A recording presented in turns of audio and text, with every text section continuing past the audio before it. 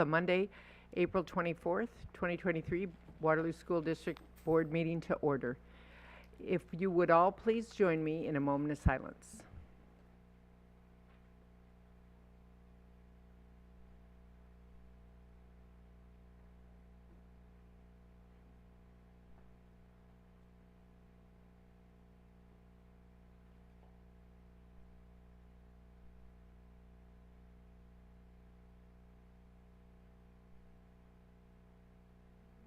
Thank you very much. Now please rise for the Pledge of Allegiance. I pledge allegiance to the flag of the United States of America and to the republic for which it stands, one nation, under God, indivisible, with liberty and justice for all. Thank you very much. Now I'm having Board Director Stacy Mills read our mission statement.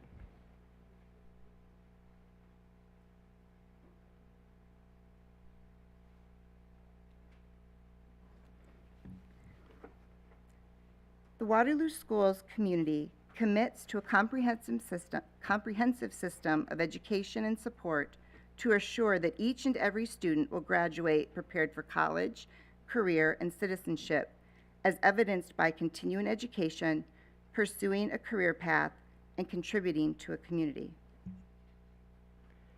Thank you very much. Now, our next item is Exhibit A, and this is a public hearing for the 23-24 budget certification. And we are declaring the notice of public hearing open. And is there anyone here in the audience that would like to address the board regarding the budget certification for the district for 23-24?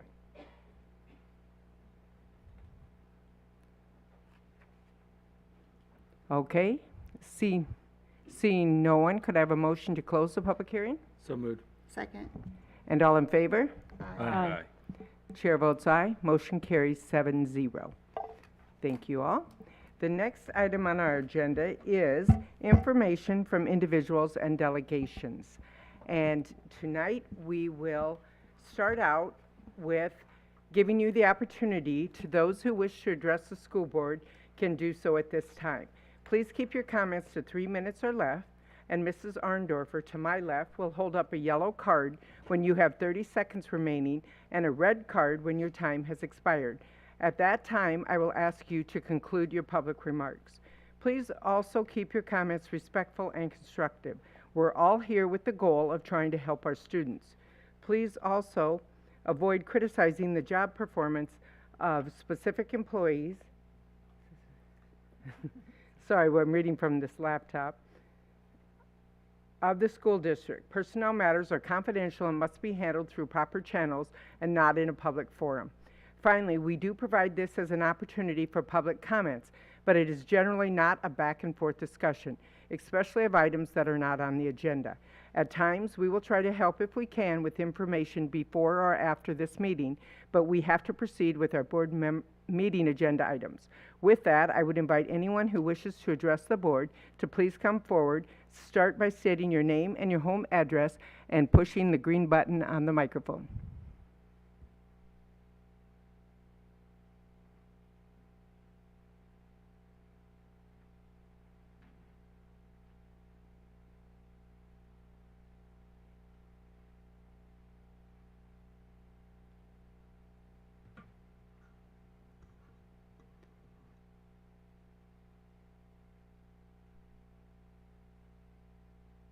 Now it is. Okay. Good evening. My name is Robert Tyson. I live at 4350 Hoff Road in Waterloo, Iowa. And I would like to share a statement from the Blackhawk County NAACP Unit 4012. Education is a fundamental right, not a privilege.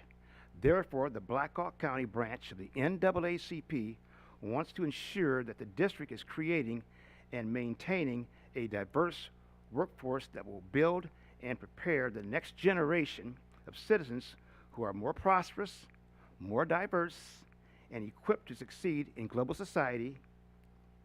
Every child deserves an opportunity to reach their full potential.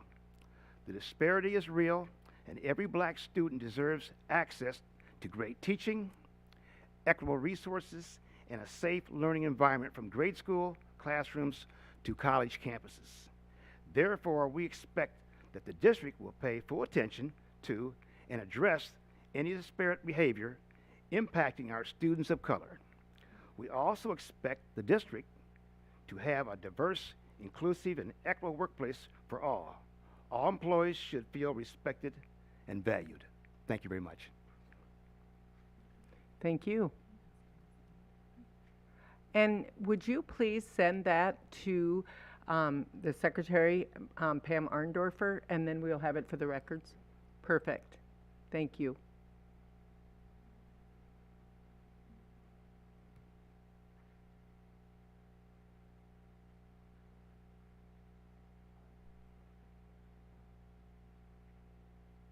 The green button is still on, so I guess I don't need to push it. Okay. My name is Lynette Scott. I live at 209 West 5th Street, Waterloo, apartment 608. And I am here on behalf of my grandson, whose name is Avondre Young. He goes to Pointer Elementary. I am here because I've come here. I've had numerous complaints with the teacher. I've left messages. My messages have gone unheard. I've not had anyone call me back on them. Avondre is a nonverbal child with cerebral palsy, epilepsy, and just diagnosed with ADHD. With him being nonverbal, the issues have been where I'm getting phone calls because his mother works in the district. She can't be called. I get the phone calls where I'm getting called where he's doing too much screaming. He's doing this. The issues are with the teacher because the teacher herself, I feel, isn't doing her job. Recently, I believe I came in here February 14th and I talked with Miss Pam, I believe, and I expressed to her my concerns. At that time, I was highly upset, and I'm even more upset. I'm upset for the simple fact is my grandson can't come home and tell us what's going on in that school. We have to rely on thinking that when I send him and I take him, I transport him to school every day. I pick him up every day. When the phone calls are called, I'm the one that's going and getting him. When I take my grandson to school, I want to feel that my grandson is safe in that school. Safe in Pointer, yes. In that classroom, no. He's a special needs child. He's nonverbal. He screams with excitement. He screams when he's angry. He screams when he's happy. He screams just because that's his form of communication. For this teacher who didn't know me from Adam or Eve last year to walk up to me and say to me, "How do you shut him up?" Excuse me, I'm sorry. That's not professional, and I don't appreciate it. I went straight to the principal, and I addressed the issue. Then we come up this year, we have the same teacher. It's been said she doesn't want him in her classroom. He's on an IEP. He spends more time outside of that classroom because it hurts her ears. It's not about her, it's about his education. I am sorry, but I am just, this is an emotional thing. I've been dealing with Avondre. We didn't ask for Avondre to come in here and not to be nonverbal. We took him as a blessing that he is. We know I'm not in denial, no way. Yes, he screams. He screams loud. We tell him, quiet mouth. We try to get him to relax and do his thing. But something has to be done because it's not only Avondre that's having issues with this same teacher.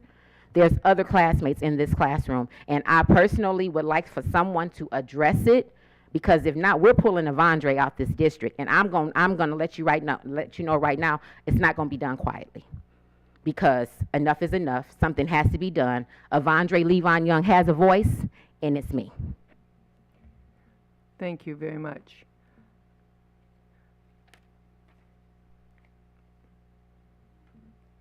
Is there anyone else this evening that would like to approach the board and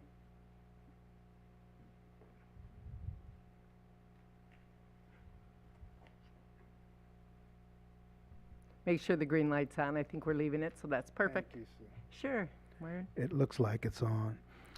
My name is Marvin Spencer, 3411 Crown Court, here in Waterloo. Was here at the last meeting here today and wanted to just listen and gather more information. However, after hearing those passionate words, she spoke at our town hall meeting last week. And one thing that she mentioned is that the teacher in that classroom wouldn't allow her to come and sit next to her grandson because she feels very strongly that he'd be a little better behaved if he knew that she was going to be present. And I would like to see that addressed immediately so that she could help her grandson get the educational opportunity that he so deserves. At the town hall meeting, and thank you, Ms. Mills, for attending that, would like to see, because we're going to have another meeting, and would like to see more representation from the board at the next meeting. Not so that you can sit there and get yelled at and criticized, but there's going to be a lot of discussion geared towards the community's concerns towards the Waterloo School District that aren't going to be voiced here because of the lack of opportunity for back and forth. And I would, just gave you my address, I'm going to give you my phone number also, with it being 319-269-9949, because I would like to have some back and forth as to concerns that I hear, not just as a community member, not as a supervisor with the Department of Correctional Services, not as a former parent of students that attended Waterloo schools, and not as an NAACP member, but someone who obviously community members come to and voice their concerns. And in order for me to give good feedback, I need some feedback from you individuals to check on some checks and balances. So I really hope that I get that opportunity, and so I feel I can do my part to advance the opportunities for those that I've lived amongst for 50-something years. Y'all don't need to know how old I am, but for a while. So I hope to hear from some folks, and let's see if we can end the year on a good note. Thank you. Thank you. Can And I say just a one- question. Can I just say one thing? I want to say thank you. I felt completely welcome, and I appreciated having the opportunity to speak with everybody. And how do we know about the meetings? It will always be posted on the NAACP website, and I personally give a promise that Sue and Jared, as in your positions, you will get a personal invite the next time one is scheduled. Thanks Thank for you, asking 'cause, that. yeah, it's sort of hard to know there's a meeting if you don't know there's a meeting. Okay, well, Yeah, thank you for finding out, Stacy. yeah. Mhm. So anyone else that would like to address the board?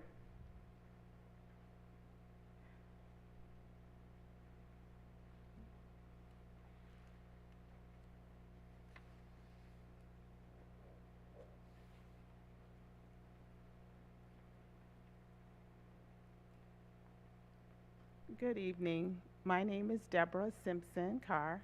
My address is 916 Ash Street in Waterloo, Iowa, and I'm standing before you tonight as a graduate of the Waterloo Community School District and a concerned resident in this community about policies and practices and processes that are used to help support students of color, and particularly students with special needs. And I wasn't at the town hall meeting that happened a week or two ago, but I would ask that the school be able to communicate clearly to the community what are the supports that are given so that parents know that all of their rights are being leveraged and utilized.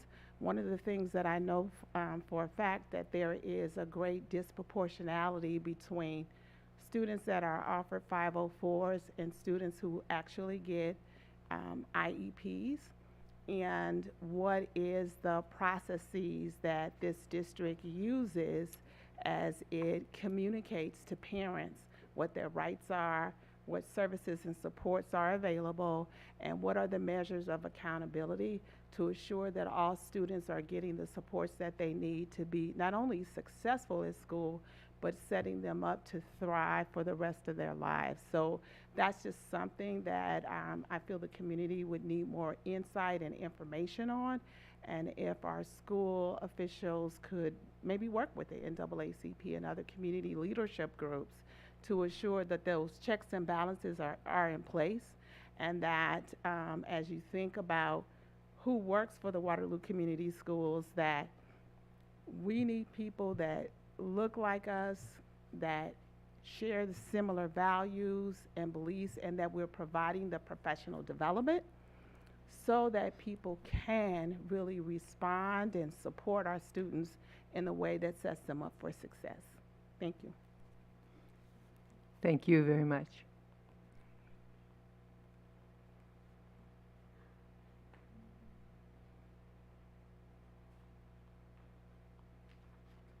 Anyone else like to approach the board tonight? Okay. Seeing none, we will move on to the next item on our agenda. Oh.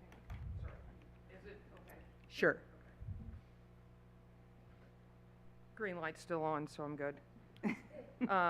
Lynn Eldridge, 512 Pine Street, Waterloo, Iowa. I had no intention whatsoever of speaking tonight, so who knows what I'm going to say. It's really kind of a toss-up. I really just wanted to step up here and voice my support to everything that's been said so far. I was at the town hall. I understand that the stories that were told were somewhat anecdotal, and at the same time really concerning and oftentimes appalling. I would love to see all of you at the next town hall. This is not, okay, I'm usually not careful with my language, but this is not just a concern among the black community in Waterloo. It can't be. The things that I heard that are going on in the schools they affect the entire community. And what I mean by that is if we have racial disparities in the way that kids are being treated, in the way that staff are being handled, that's a concern for the whole community. And that I just wanted to say that it's not, I don't want you guys to hear all of the black voices in the community and think it just affects that group, because it most certainly does not. We're all part of a larger community, and we all have to be better as part of that larger community. So please come to our next town hall so we can have a conversation. Thank you. Thank you. Lynn inspired it. I am Felicia Smith and Alls, 133 Alta Vista Avenue. We're a majority minority district. Yep. I just need to remind everyone of that. I need to remind you that black educators are scarce. Award-winning black educators are scarce. This is a school. Somebody's got to be the one that does the work, and someone has to be the one that's the heavy at times. It's not always going to be fun. Not only are we a majority minority district, we've got an achievement gap. We've got kids that don't identify themselves with success. So what do? Look at removing black administrators. Do you know what doesn't fix achievement gaps? Donuts. Do you know what does? Curriculum. Do you know what does? Education, research, dedication. Not being on boards and being out in the town and taking pictures, that's not what does it. That doesn't fix gaps. It doesn't. It's dedicating your life to the Waterloo schools and educating children. It's dedicating your life to closing achievement gaps. It's dedicating your life to being one of the few people that has ever done it. the only one in Waterloo. We dare recruit minority leaders here when we don't support the ones we have? We dare do that? It's disgusting to me. We bring educators, we raise educators only to not support them and destroy them. In the education system, that we value education and we say we value it so, so much. Shouldn't that be what we value the most? Shouldn't that be what we reward? We're educators. This isn't a reality show. I wasn't going to say anything, but I've worked for the Waterloo schools. I would say I was raised in this building for a bulk of my life. I have personally known 7 superintendents and dealt with them all.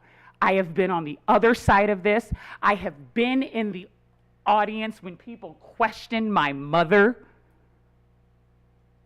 So I understand the work, even the law behind it, because I know a little bit about that too. But the humanity of this, the humanity that is so lacking, the destruction, it makes me sad. I fight for the schools. This makes me sad.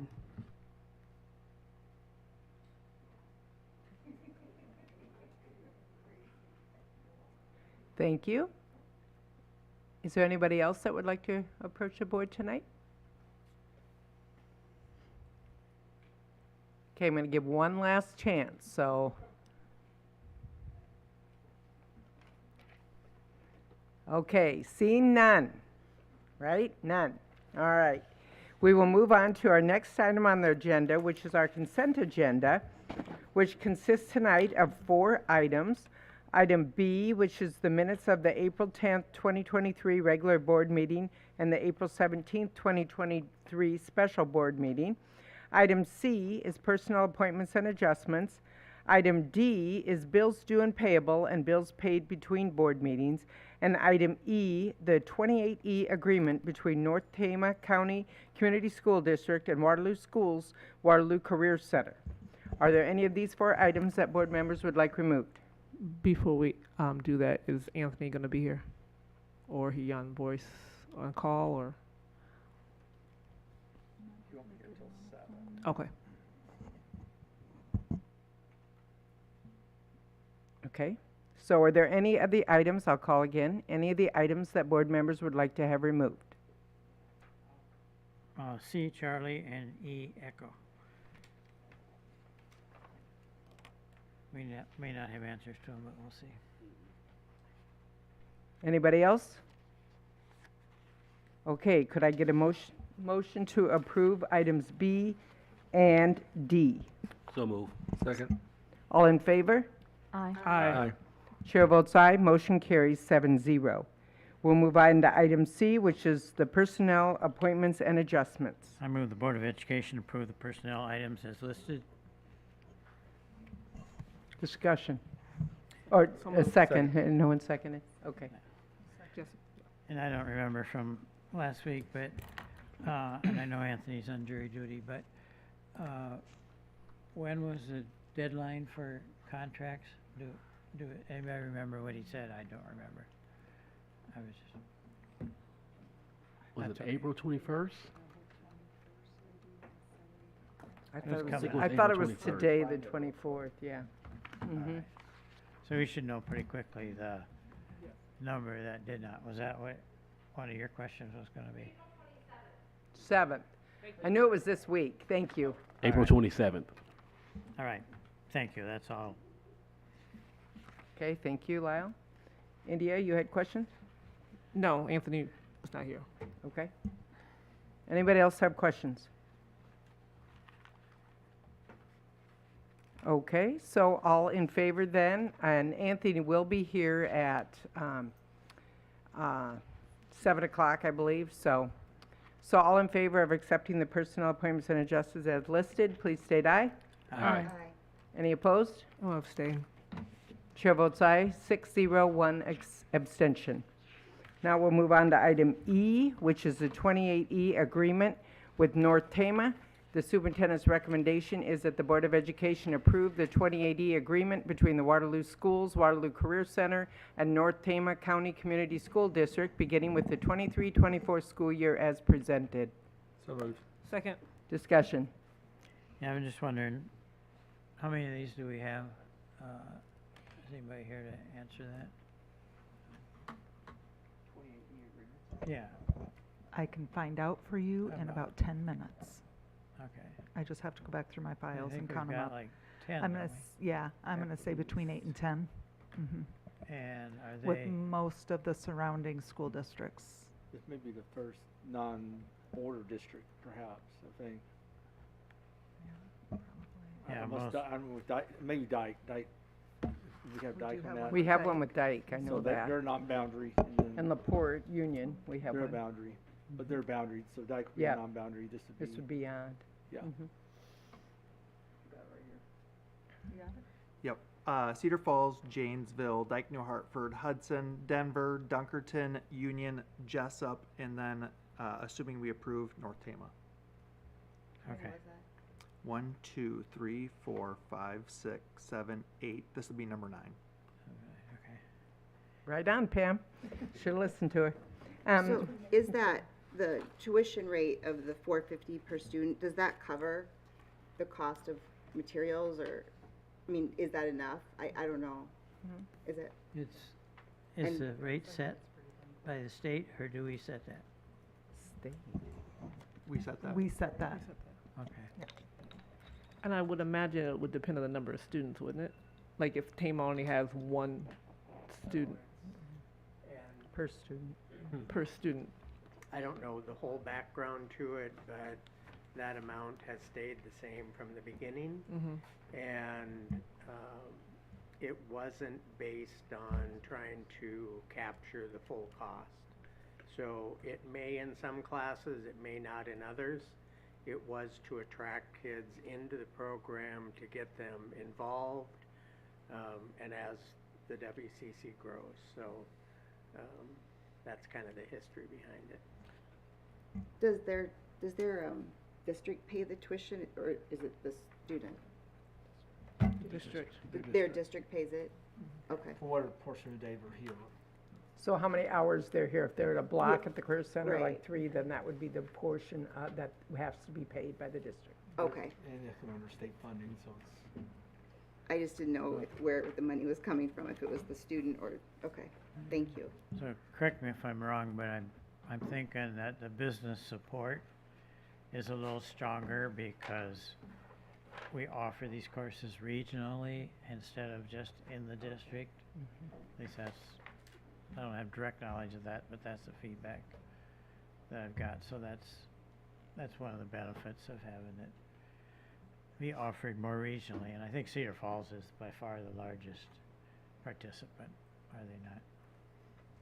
So, And it's growing in some of the other communities. I mean, we're getting larger numbers from, Yeah. I know Hudson and, yeah. but there's a limited distance Yep. that people are. And the child or the person attending has to pay their own transportation. We don't cover that, nor does their district. They have to pay their own. So, Okay. And for the community, this is only a agreement if there are spots available. So if our students from Waterloo take up those spots, then Yep. it's just an agreement. So the Waterloo students get first come, first serve. okay, any other questions on the 2080 agreement? So all in favor of approving the agreement between North Tama and the Waterloo Career Center, please state aye. Aye. Any opposed? Chair votes aye. Motion carried 7-0. Thank you. Now we'll move on to item F, which is on page 23 of your booklet. It's the Waterloo Career Center travel to Atlanta, Georgia.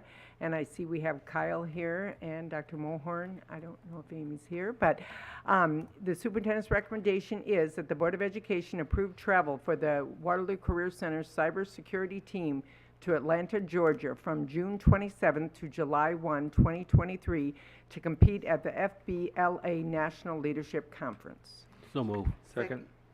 And Kyle, would you come up and tell us a little bit about the conference, who's going, the details, please? Okay. There will be 11 students and myself going. 10 are males, 1 female. And then I was just doing a quick look. And so I'm pretty proud to say, 4 of the students are black and 3 of them are Hispanic. And so then there will be 3 Caucasian students also. So otherwise, a lot of the trip is being funded through the foundation, through a grant through the foundation.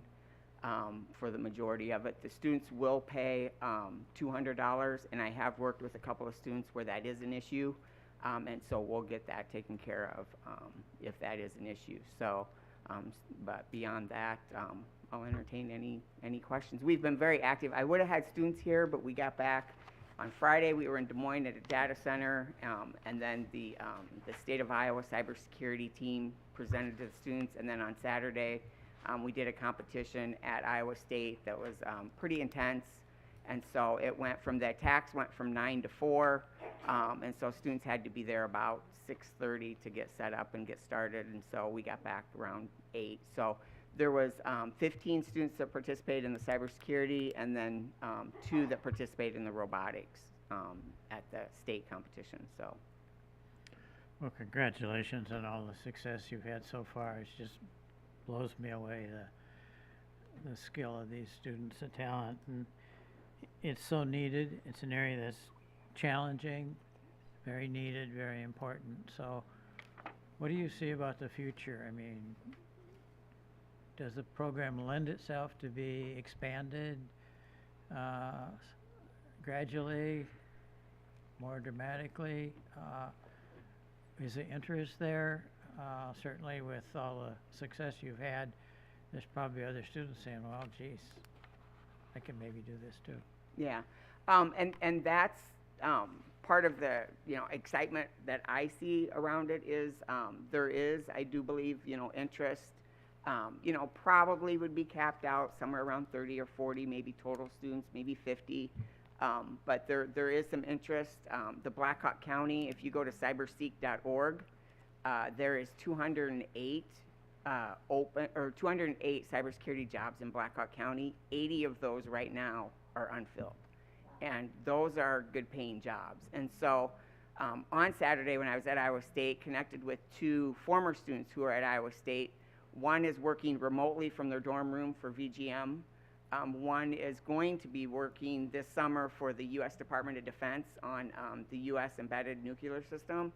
And then in the fall, they'll be working for John Deere remotely from their dorm room in their cyber team. So yes, I do see that there's a huge need, and so fortunately or unfortunately, humans cause a lot of the problems in the cyber world. And so as long as there's humans, computers, there's going to be cybersecurity, a need for it. So yes, I do see.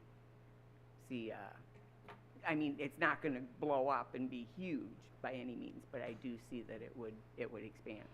I guess I would encourage you to, put a plan together to gradually expand the program. I think you're never going to be guaranteed funding, but it would be high on the list of priorities, I think, just because it's so important, and you've been so successful so far. I'm not sure all the elements of that, but let's keep a good thing going. Yeah, and students get a lot of neat opportunities. May 22nd, they've been invited back to Iowa State to compete against 20 high schools from the country of Kosovo.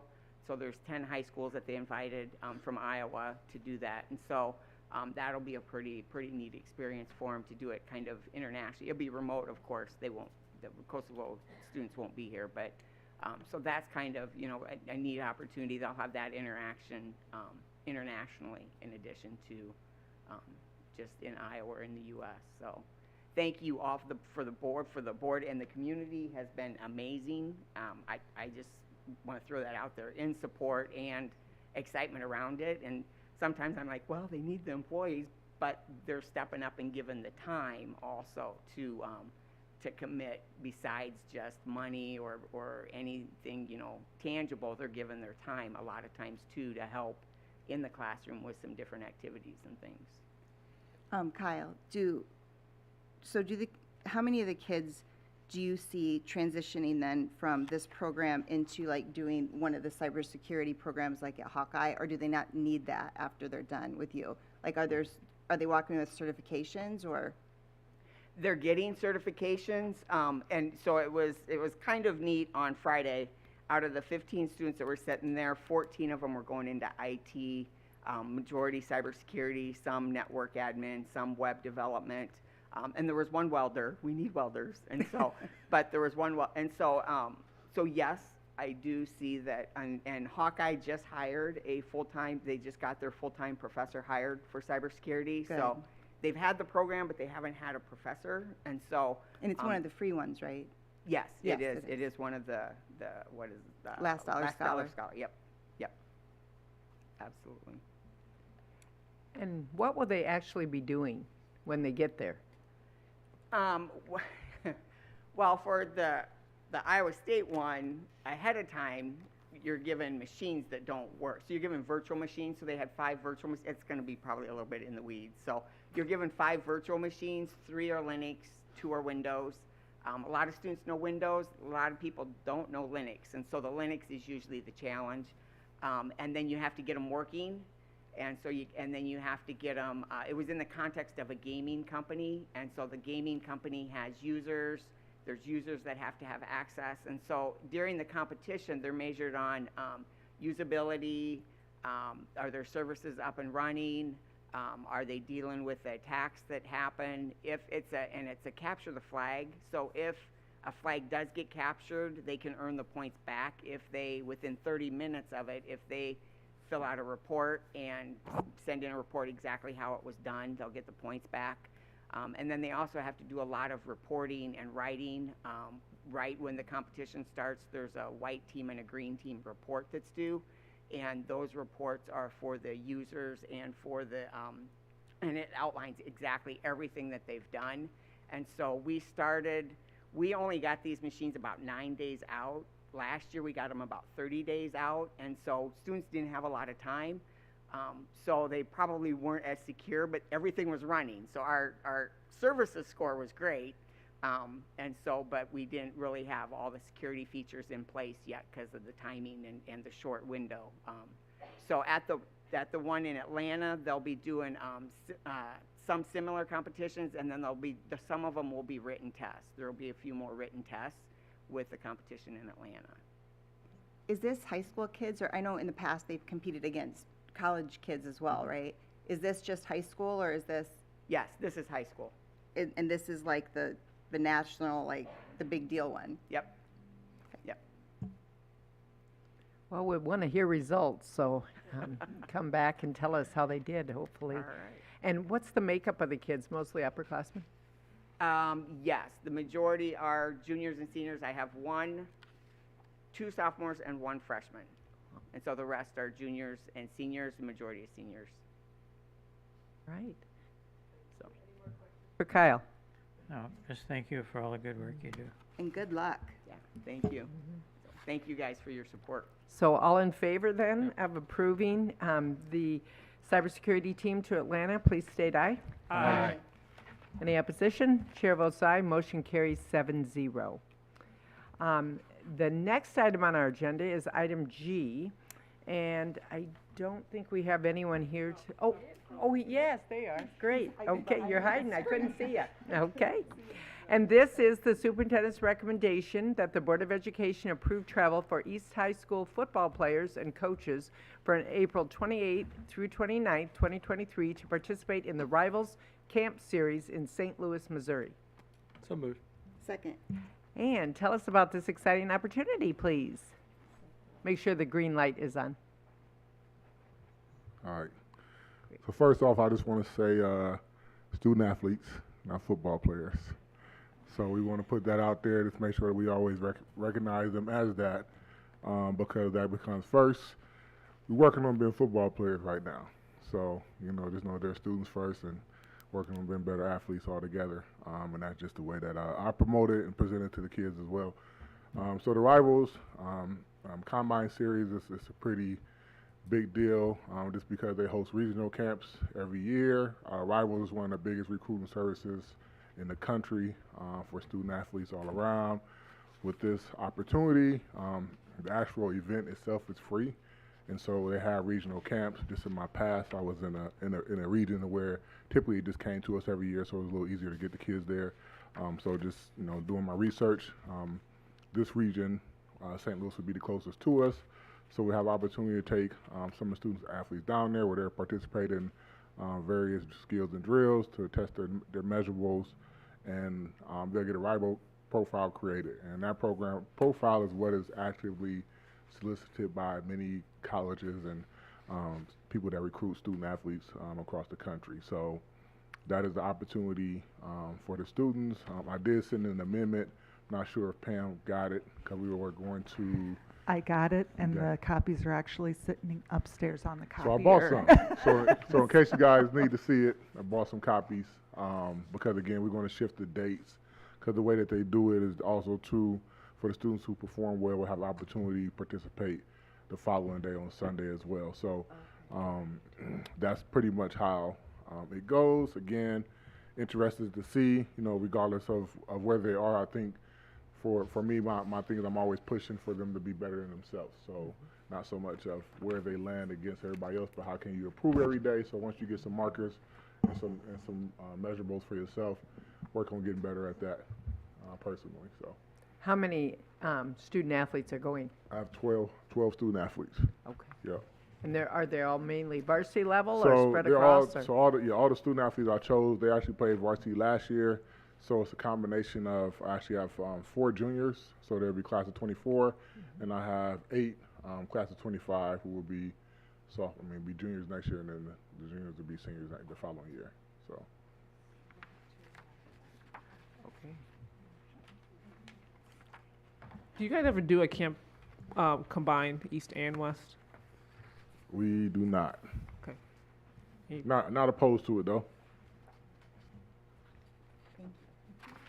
You have any other activity planned while you're in St. Louis? At this time, I don't. I mean, it's kind of last minute. That's why I was telling Pam. I know some folks was getting on my case. We kind of rushed to get this on the agenda. Had a desire for it's the same weekend as Drake relays, and so a lot of student athletes had to wait to kind of see if they actually made it to Drake before we move forward with the plan for this. It's a typically all-day thing. We'll have some dinner. Probably St. Louis. We'll find a barbecue place. Yep. Maybe drive by the Arch or something like that. But again, more than anything, just kind of get them down there to experience that because it'll be about 1,500 to 2,000 kids down there, and typically most of the student athletes that are 4 or 5 star, because this is where you get the rankings at too. So when you hear people say I'm a 3-star, 4-star, Rivals and ESPN are the 2 agencies that are responsible for that. So. We might get some stars, we might not, right? But regardless, I think it's a great experience for them to see kind of where they are in that, as well as just explore, what's really out there as far as for the young folks that are doing what they're doing. I hope we get spend some time. There's a lot of things to do there. Like the zoo down there is no cost. You just got to pay for parking. No cost for you to get in. It's really neat. If kids haven't seen that, it's yeah. There's some other things down in a few other areas. The Science Museum downtown is really good too. So yeah, definitely not opposed to it. Just know the day will be long for them. We'll leave early. We'll get down there. So I know the zoo shuts down pretty early. I mean, not pretty early, but we'll I'm open to whatever, just to kind of give them some exposure to different things. What is the total cost? I'm sorry, I'm trying to.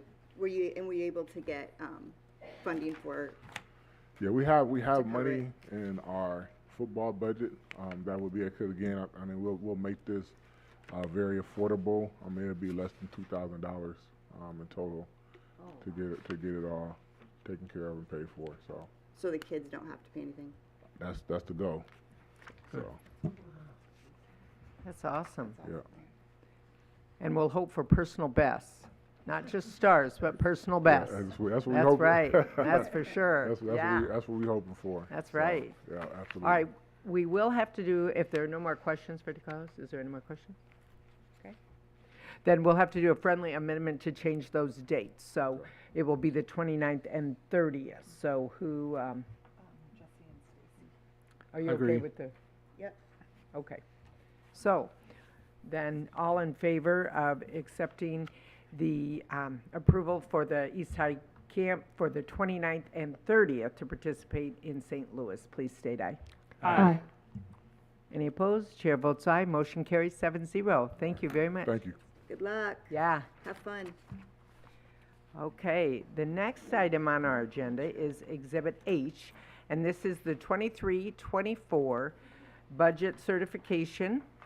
And we will have Michael here to help us with this presentation, but the superintendent's recommendation is that the Board of Education certify and adopt the 2023 budget with maximum expenditures of $208,068,380 and property tax levy rate of 13.36062 as presented.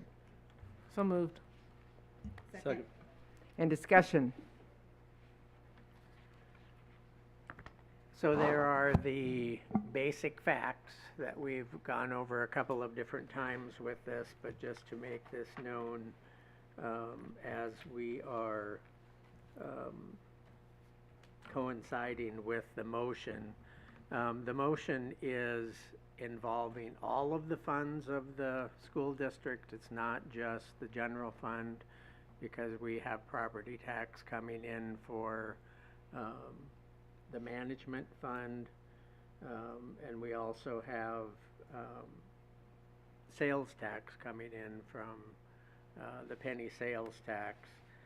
But this is all the property tax rate. When are those? When are what? The property tax and the penny one. When do those come in? When do they come in? I mean, like, When do we receive them? Yes, thank you. Okay. They have, property taxes are just for all of us that own property and know that they are due in March and September. So then the following April and October, we get the biggest share of those. So they come in a couple of times a year more heavily. The save money, since it started, it was always treated as a state estimate, and they would calculate what they thought the growth would be by the whole state, and then it's divided down by our student level. When the SAVE program started, it was by individual counties and school districts. And whatever we collected within our district, we kept. But, it's been 6 or 7 years now that they moved that to a state distribution, because you could understand that in our area, where a lot of the surrounding small towns would do their shopping here. And the money wouldn't go to their district.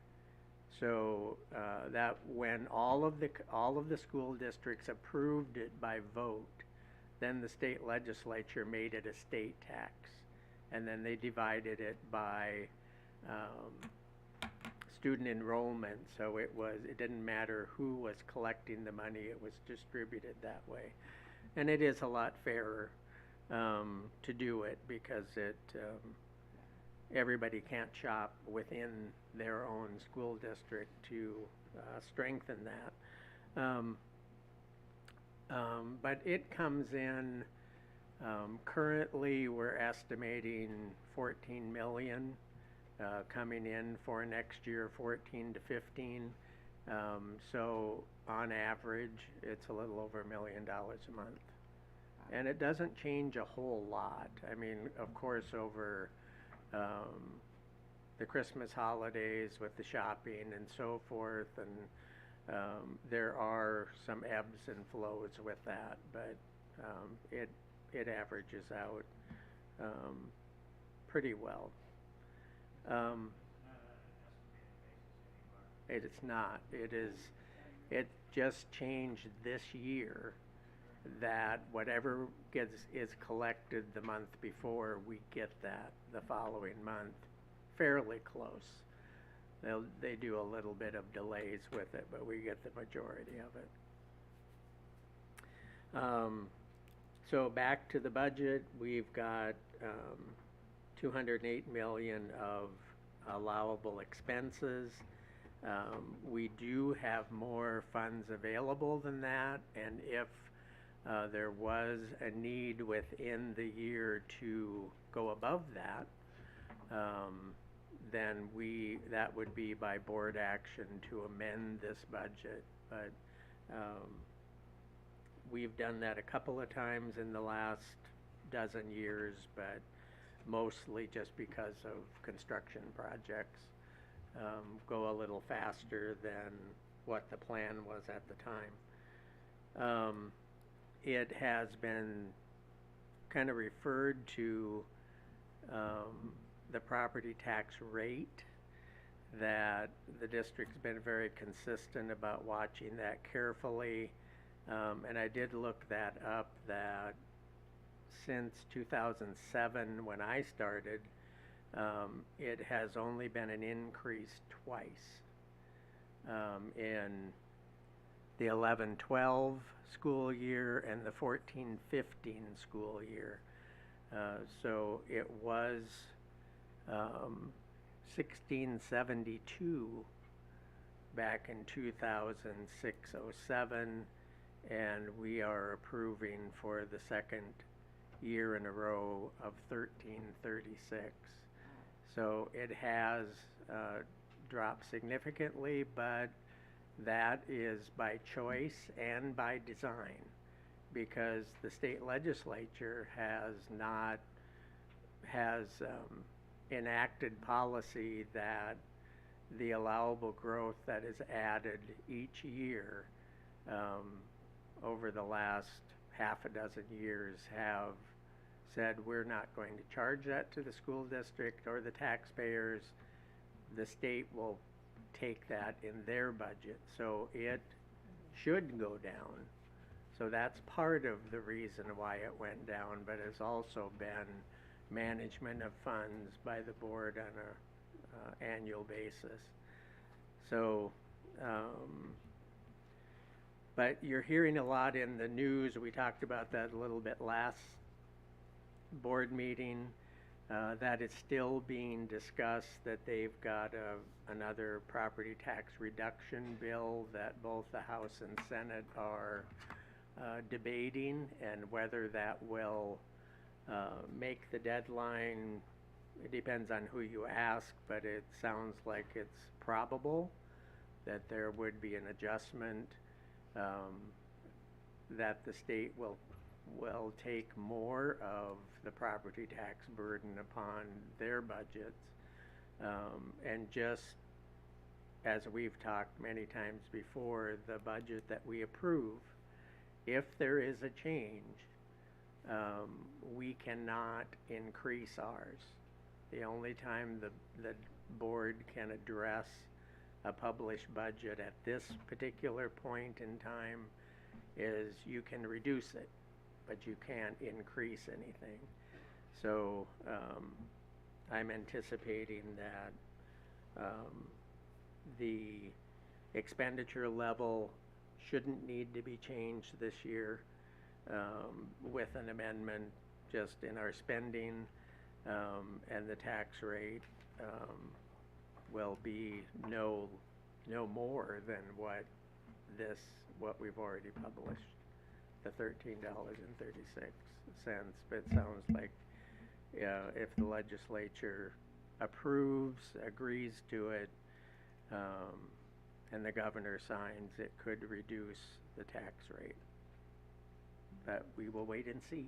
So that's like when you're talking about, like, it's been, you pay like 50% or whatever of what your house is worth, right? And that would go down, that's what you mean? No, we talked about that with the assessments. Yeah.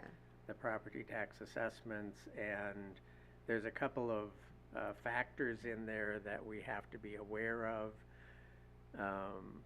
that if your house is valued at $100,000, just for ease of understanding, there's also a rollback percentage in that, which has been about 55%. So instead of paying on 100,000, you'd pay on 55,000.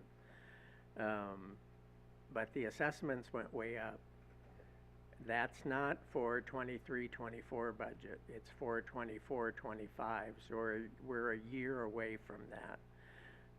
But also within the safeguards of Iowa code is the whole property tax collection cannot go up more than 3%. And I'll do the disclaimer of saying, but if you add a big addition to your house, yes, you're going to go above 3%. But as an average, the state tries to keep any increases on property tax at 3%. So with the higher assessments, they would have to back down the rollback amount, maybe into the high 40s. So when you take your new assessment times the rollback, if you haven't made any significant changes, you shouldn't pay any more than 3% of what you did the year before. So there is an ebb and flow in that where they try to keep it from bouncing all over. And that's not just us, that's like everybody who uses the property tax money, right? The state, yeah. Yeah, Everybody in Iowa, that's an Iowa law. Thank you. Well, I think it's great that we have been able to consistently keep it low, even with extenuating circumstances around, even for the positive or the negative. But I think it's been very positive that, and I think that has been a goal of the Finance Committee to try to keep it and directing you and staff to do that. So I appreciate that, the hard work to stay within those boundaries that we kind of like to set, so. Do you have anything else, Lyle or India?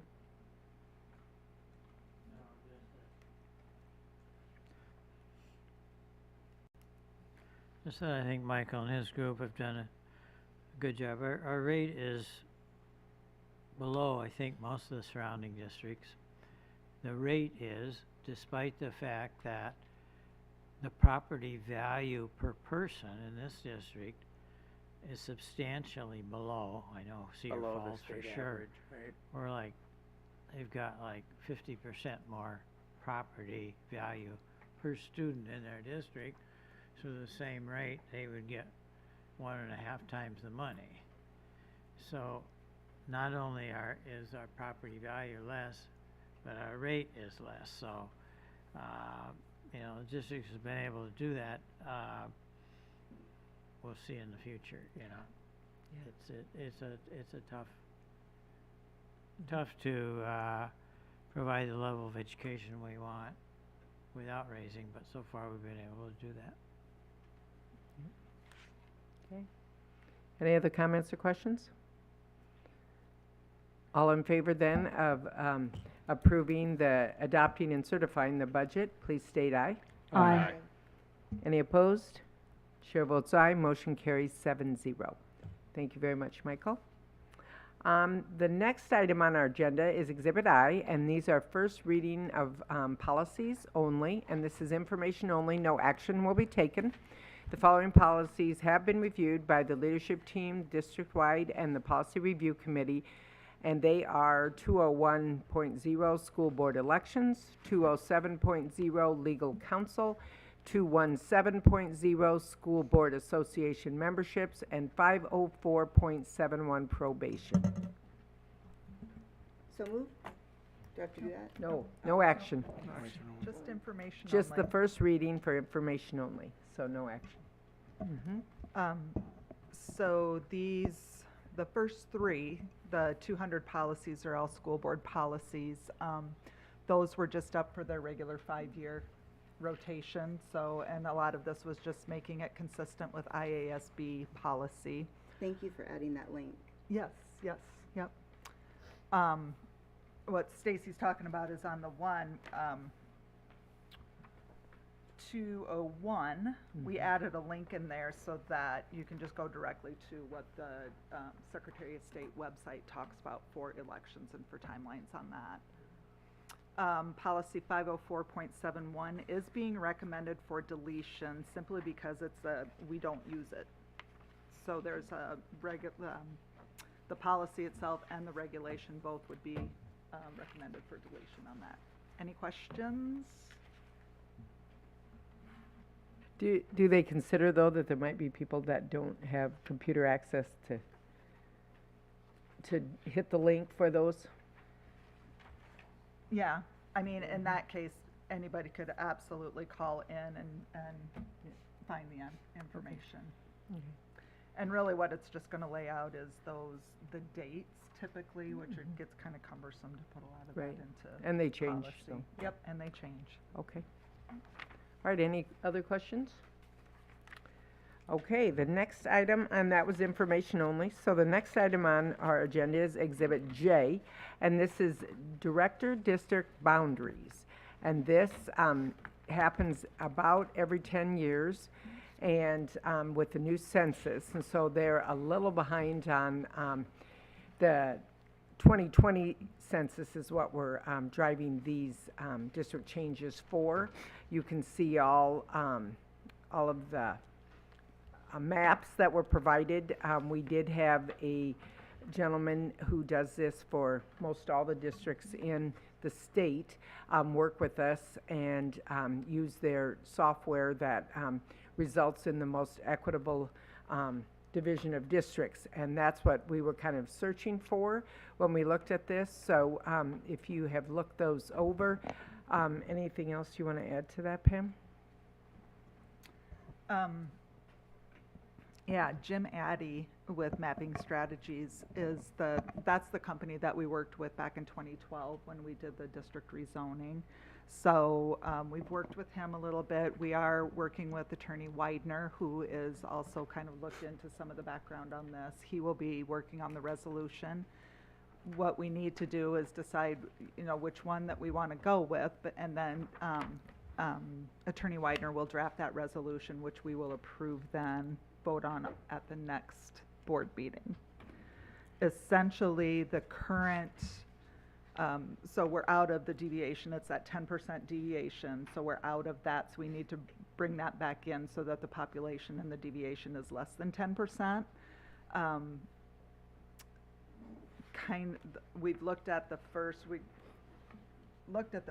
map, and that would actually be the one that has the least amount of upset in changing boundaries and moves us down to that 8%. So what does the What red else? circle indicate? the red circle on the map indicates where Changes that are, boundary yeah. changes. So the blue, as you're looking at the maps, and sorry, you guys can't see the Is maps this- there.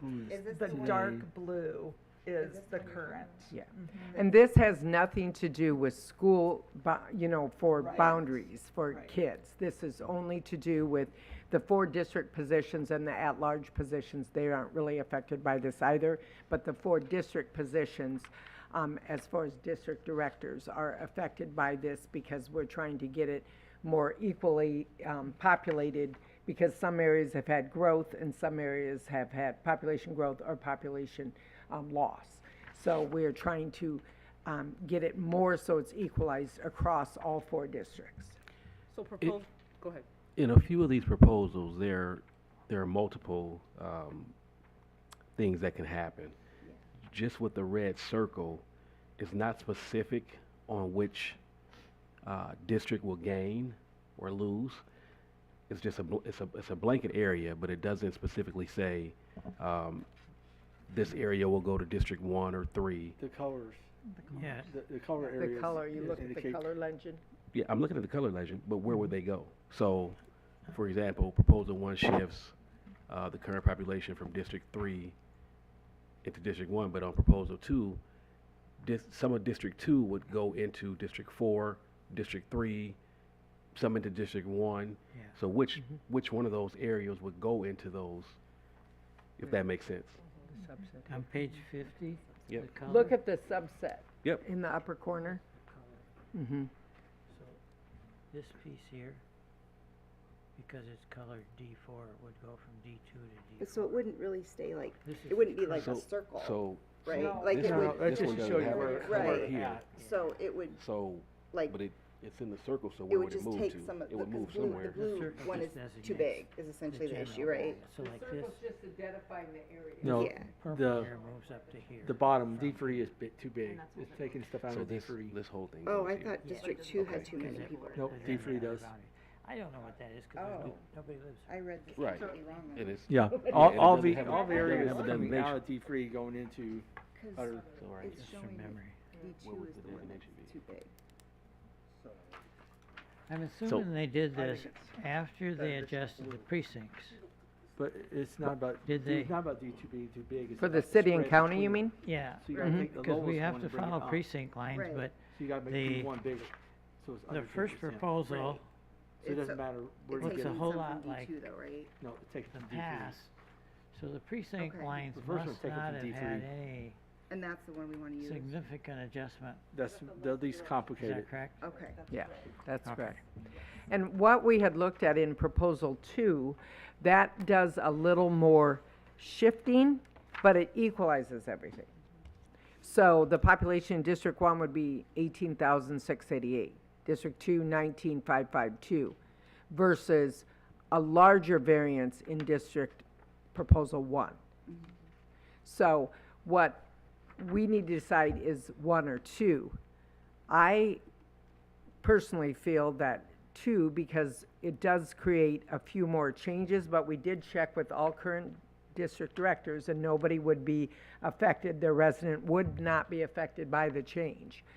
That would more equalize all the areas to be 2 points plus or minus the median. Does that Yeah. make sense? The counter argument would be, proposal 1 affects 1,001 people that have to, I believe it's in residence, these numbers, population. So a total of 1,001 would move, in this case, from District 3 to District 1. In proposal 2, they do end up more equal. Still, number 1 is still within the 10%. I think it's 8% off.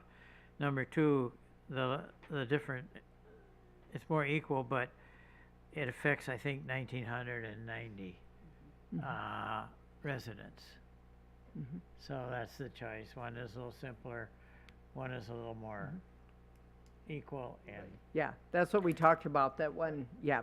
So, But the number of people that it affects doesn't really indicate which way they would go. So it would, we're trying to get them closer in number, correct? So they'll be spread, those 1,900 will be spread out. By law, we gotta be what, 10%? No more within 10%. 10%, Within I mean, that's yeah. what we really need to achieve is 10%, however you do it. But if we're in proposal 1, we're still at 8%. We're breaking that in half if we go with proposal 2. right, that's So that what, gets it a little bit more concentrated. Yeah, It that's spreads what- it out a little bit more. I'd like 2 better just because it was more, it does affect more people, as Lyle said, but District 2 is at 5.5, which, you know, obviously District 2 is kind of landlocked for growth, but there are a lot more in that area, chances for like apartment buildings and that type of thing, which does add for more population. Well, you know, anytime we start talking about boundaries, I get my pants in a bunch. So That's why I we said might wanna this get is off not one quick. student. Okay. Remember, this is director district boundaries. I know what it is. Yeah, but, and it is interesting if you look at the map, because District 2 is the largest, yet it's the smallest per square mile, you know, because it's concentrated. so after under proposal 1, 1,001 people would go from Jesse's, Director District 3, into yours. Oh, I'm in this one, 1,001. Where are you Who- getting 1? I Who's see which district? 1,041. District? But for, Ashton's yes, D1, I'm D3, Sue's D2. but the way District 1 and District 4 are split up, District, Which I- one are you? Jessica? I'm D3. it's have kind of, So the way District 1 is split, District 1 is the south side of Newell Street, Evansdale, Elk Run, and then this would add Texas Street, so over by Cedar Terrace, kind of. behind Yeah. San Martin, that area, going toward the aisle. Even with District 4 stretches all the way across Washington Street, behind the Firestone and Church Row, all the way to the north side of Newell Street, with the Broadway area Very and the large. Walnut Court area. So, I mean, I think if we're looking at this, it might be time to look at redistricting. I mean, I don't know if they're supposed to be in close proximity to each other, I guess, or should they be spread out? Oh, I see what you mean. Because to me, it doesn't make sense that District 4 starts on the north side of Newell Street, but goes all the way to across Washington Street in this area is District 4, but it's also where Red Carpet Club is, the north side of Newell Street. And then District 1 is the south side of Newell Street to Evansdale, Elk Run, and now we're talking about the area between San Martin and where Birch Cabins is in that area. But remember, it has to follow precinct boundaries. Yeah. And it has to Who follow dic- who state dic- law. So it's state law that dictates that. Yeah. I can support either one. Like I say, it's Yeah. 6-1, half a dozen the other. I just think you're right, Sue, as far as it would make it so you don't have to go back and revisit it maybe as often. Is that Right. kind of what you're getting Yes. at? That it allows for more growth in District 2 if, like you said, there's apartment complexes or whatever that go out. Oh, But, and it every won't- 10 years, yeah. this comes back up, every Oh, so 10 it does- years. Yeah. So whenever there's a census, so like So it- 2030 the would two- be the next. The 2030 census will change it all again. Got ya, okay. Unless, But we are at quite low, you unless know, there isn't yeah. much movement, enough movement. Do we know what Okay. the previous one looked like before the changes? Yes, the first one. Yeah. And as you're looking at the map, the dark blue boundary lines are overlay, that's the overlay of the previous boundaries. And the red is the current. The red is the precinct. No. The The precinct. red is the city limits. The, re- No. Yeah, because Washburn isn't in. okay, the magenta is the precincts. No, not the current, Oh. not the current. So what were the census figures in 2010? So they have to match up? Is what not the current ones. These say Oh. 2020. It doesn't, no, we didn't. We don't have 2010 with us. Okay, that was Yeah. my question. Yeah. I don't think, I was provided, I don't think we were provided 2010. And it's hard to say, because you got, you know, if subdivision out off Orange goes, I mean, it could really change it up by the next census too, you know, so it may not, evening up, it still may not mean doesn't mean we're not changing things, Right. so. Right, and that's what if it's more equalized, I think it would be chances of less change, but that's a guess. Yeah. So, do we like one or two better? Well, we have to take a recommendation, has to be acted on by May 15th. I can go either way, I don't, it's, Yeah. So, all in favor of two, stay aye. Aye. Aye. Aye. For two? Aye. Okay, so, we're going with two. Thank you. Okay. All right, now, the next item is item K on page 51, and that is a separation agreement. And the recommendation is that the Board of Education approve the separation agreement and authorize the board president to sign such agreement. so moved. Second. And now we will be going to closed session. Oh, a vote on that, and then we'll go to closed session. So all in favor of approving the separation agreement, state aye. Aye. Aye. Any opposed? Chair votes aye. That carries 7-0. Now we will move to a motion to move to closed session, okay, pursuant to Iowa Code 21551C. So we will be adjourning, and we will be returning in a period of time. Thank you.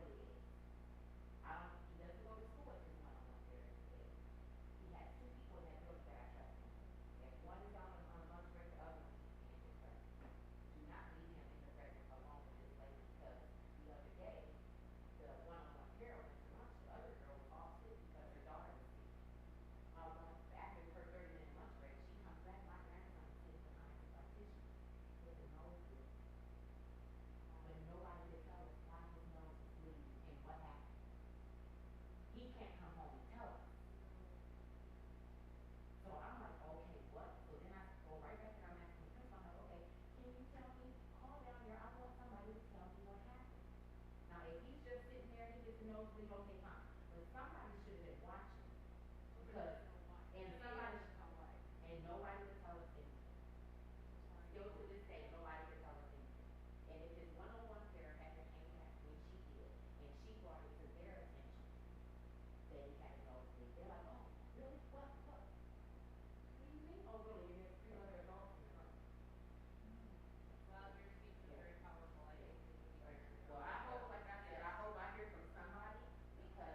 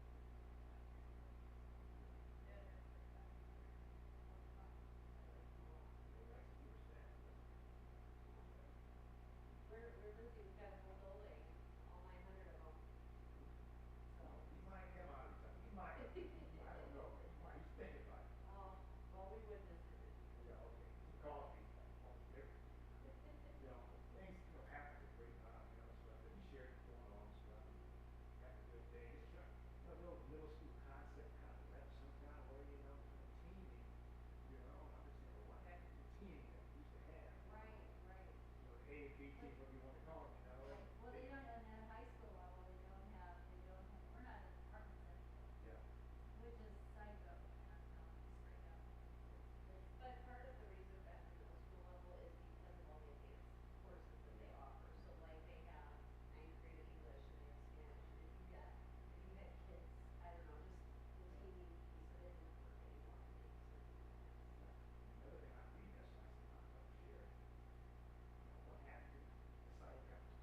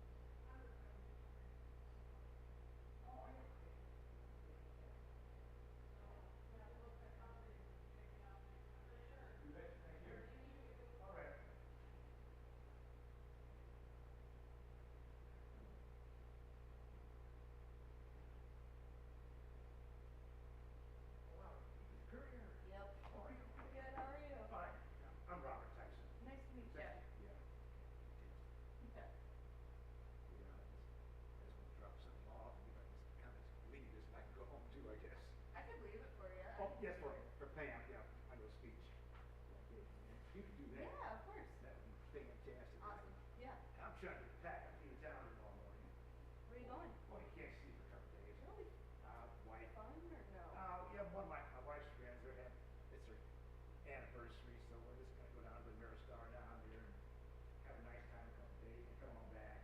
That's nice. You deserve a vacation.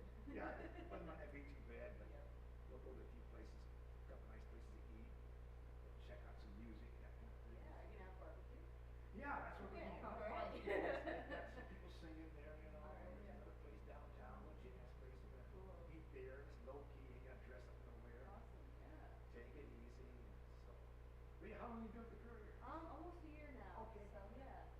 Yeah, fantastic, I'm a former principal, teacher in Waterloo. Okay, cool. He retired for a while. Sees the whole Okay. Waypoint services, Okay. worked at the courthouse about 3 years ago. Worked with domestic violence victims. First point of contact. Observed a lot of criminal trials.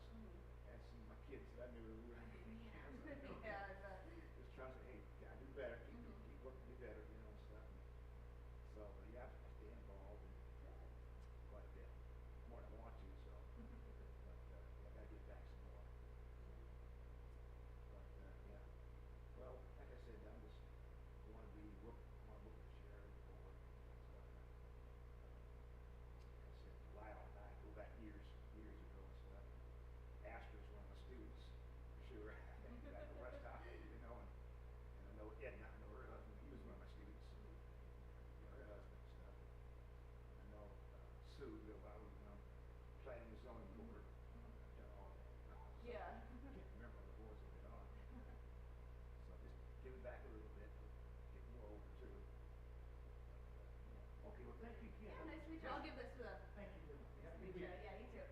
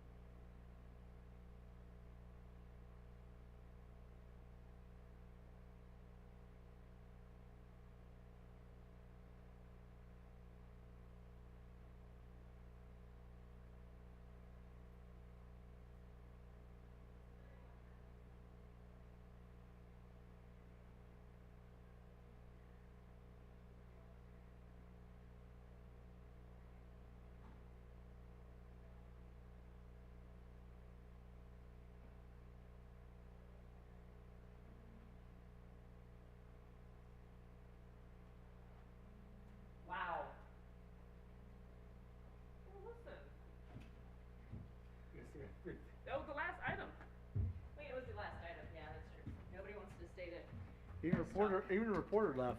We're not making no decision tonight. This is heart-wrenching. I'm tired of this. Didn't even wait to get a no comment.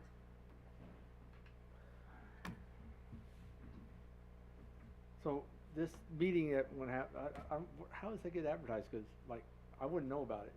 Oh, It was on Facebook. Huh? No. Yeah, you because wouldn't I'm know on their, about it. I'm on their Nobody website would. right now, and I'm on the NAACP website, and there's no meeting. So what you missed was, I'm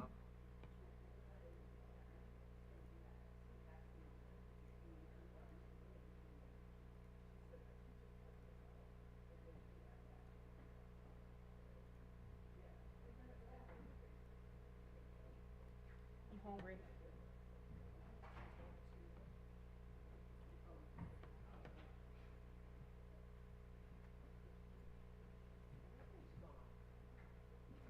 Just us chickens.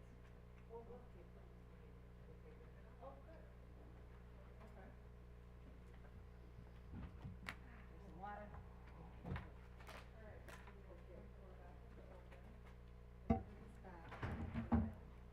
Stephanie's gone. Does that matter? I mean, No. maybe it's rated, yeah. Michael's gone. Michael's gone too. We're done. What time do we enter? Probably 7:45. When did we? Closed session? Yeah. Like 7:20ish. Okay. 6:20. So we are, okay, but what about this? We entertain ourselves pretty well. Board vision for approval, okay, so that, all right. Yeah, so, okay. Superintendent's report. We are back from closed session, and we will ask for the superintendent's report.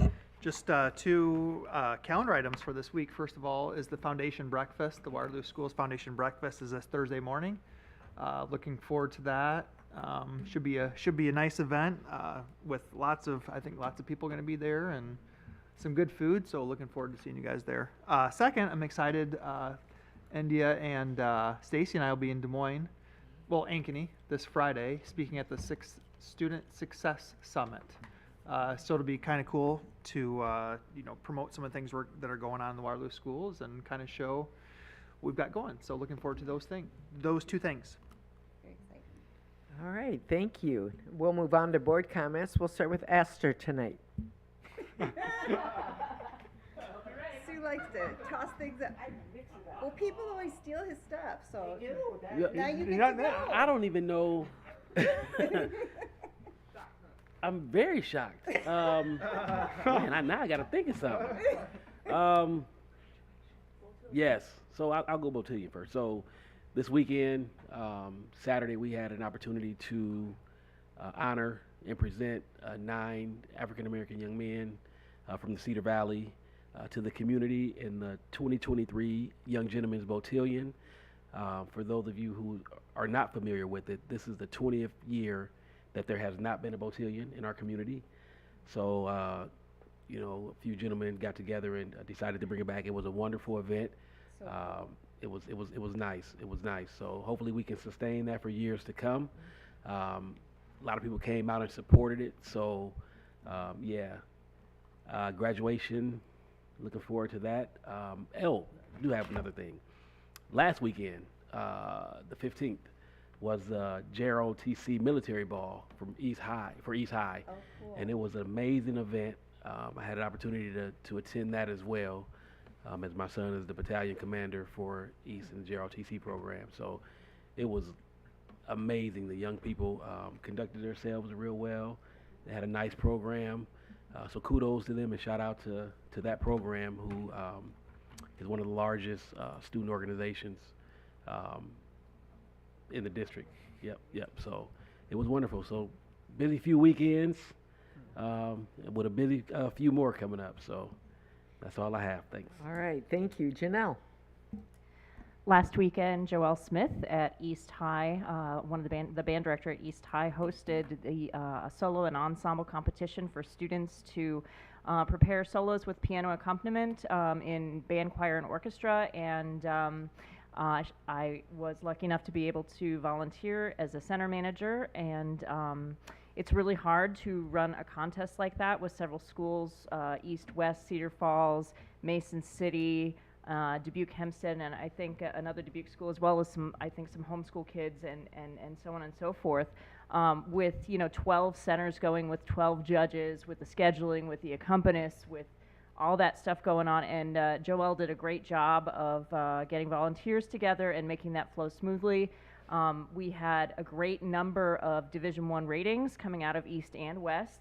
I was in a vocal choir center listening to vocal solos and vocal ensembles, and heard some great ones. And I'm really proud of the students that I know at West High that got Division I ratings, and I'm really proud of Joelle and her group for how they did. And that's just greatness going on, and great people doing great things. So congratulations to Joelle and her group, and congratulations to Waterloo Schools. Very cool. Thank you. Lyle? I just want to lobby the folks that are going down to the conference a little bit. Every day in every class, every teacher, every student needs to accent the positive. Yeah. Hope, hope, hope. Hope is the antidote to depression and mental illness. And I think that's where we've really fallen down. So,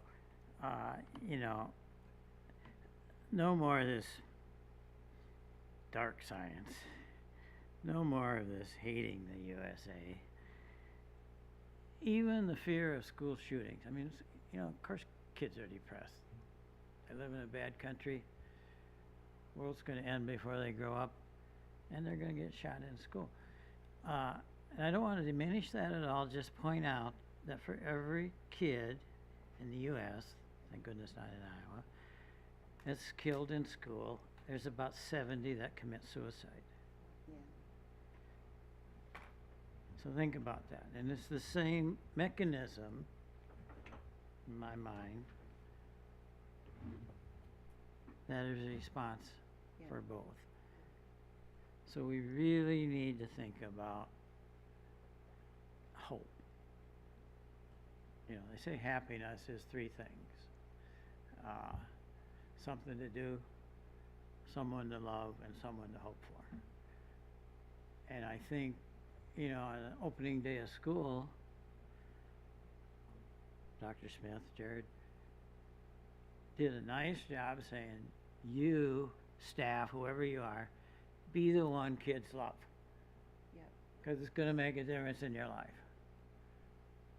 So we need to give them something positive to do, ingrained in the whole staff as it's already in play. Be that person for them to love, and something to hope for. Hope for the future.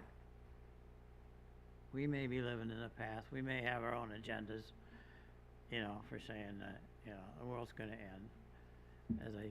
As I keep saying, if any of the predictions of when I was first on the board, climate predictions came to pass. In terms of the oceans rising, Waterloo would be a seaport by now. But it's not. But those intentions were never intended to accurately predict anything. They were intended to alarm. And they have. And that's a problem. So now I think we need to, hope, hope, hope. Work it in there somewhere. When you were a kid, Lyle, in school, did you guys have to do the hide under your desk thing? Yeah.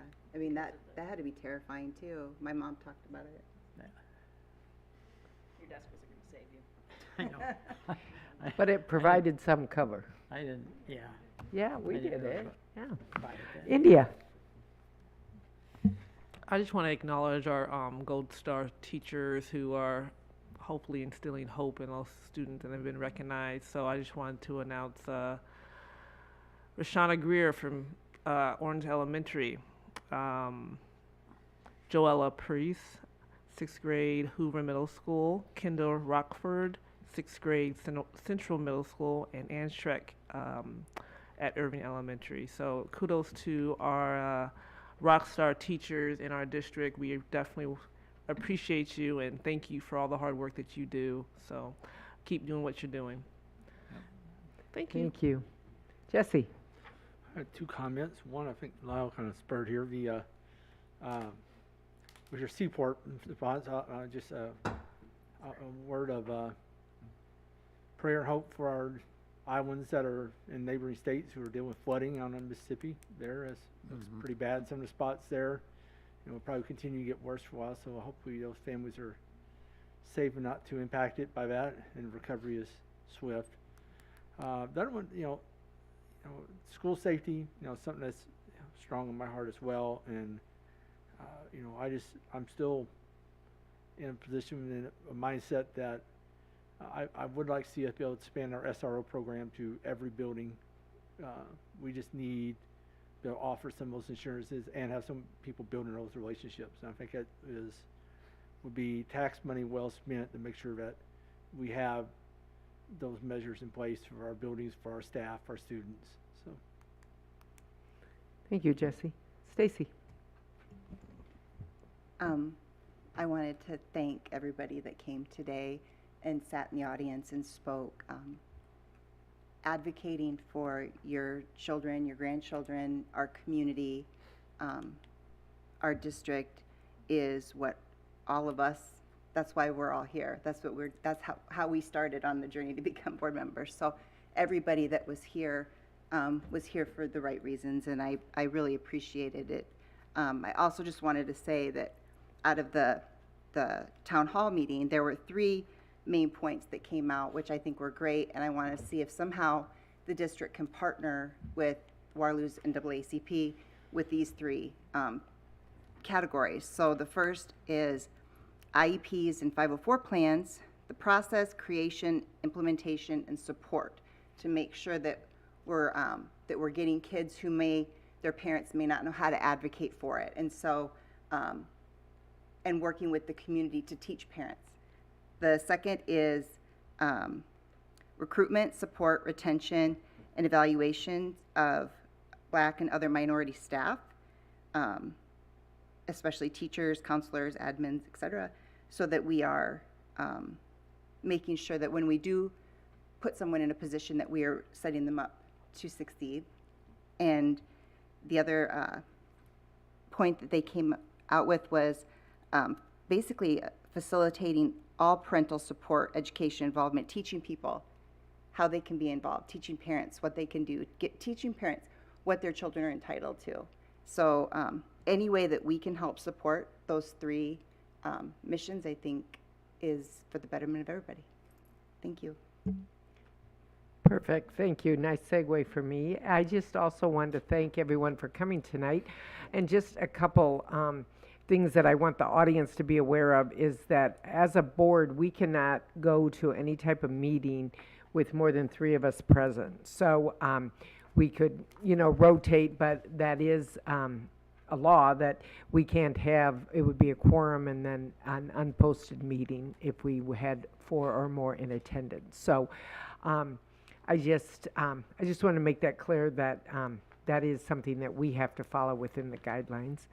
And I know conferences just were held not too long ago, and I think that it gives a good push to the end of the school year, and I know that our teachers are tired and our students are tired and our staff and administrators are tired, but I just want to just give everyone a great job, hope, as Lyle said, that the end of the year is soon to come and a little chance for refreshing and restarting. And I just wanted to conclude tonight that a quote that often I think of is, remember that there are 2 sides to every story. Understanding is a 3-edged sword, your side, their side, and the truth in the middle. Please get all the facts before you jump to conclusions. So that's how I'll close tonight. So could I have a motion to adjourn? So moved. Second. All in favor? Aye. Aye. Any opposed? Chair votes aye. Motion carries. We are adjourned.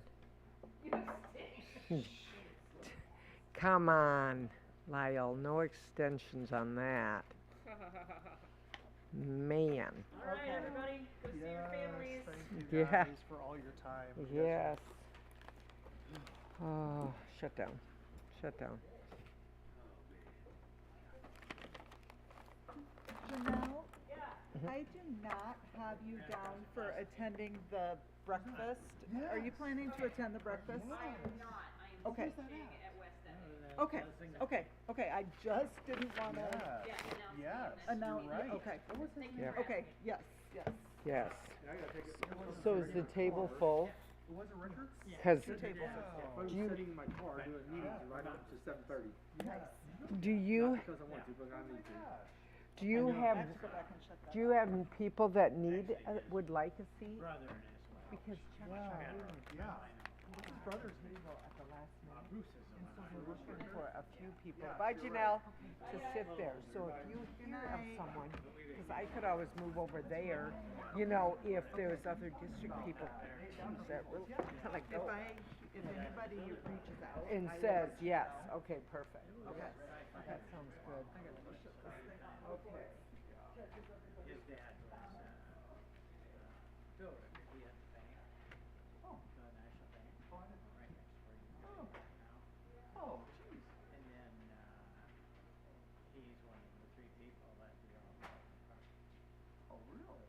Wow, it's a big thing. Karis, R and Karis. Yeah. Rickard, so it was. Oh my God. C and Rickard and S. They're all. Oh, I didn't know that. Crazy. Yeah, you're right. Yep, he was a really nice guy. We were walking out and, hey, Courtney was in here. Courtney was in my grade. Yes, and so I was shocked to see, she lives in DC. So I was shocked.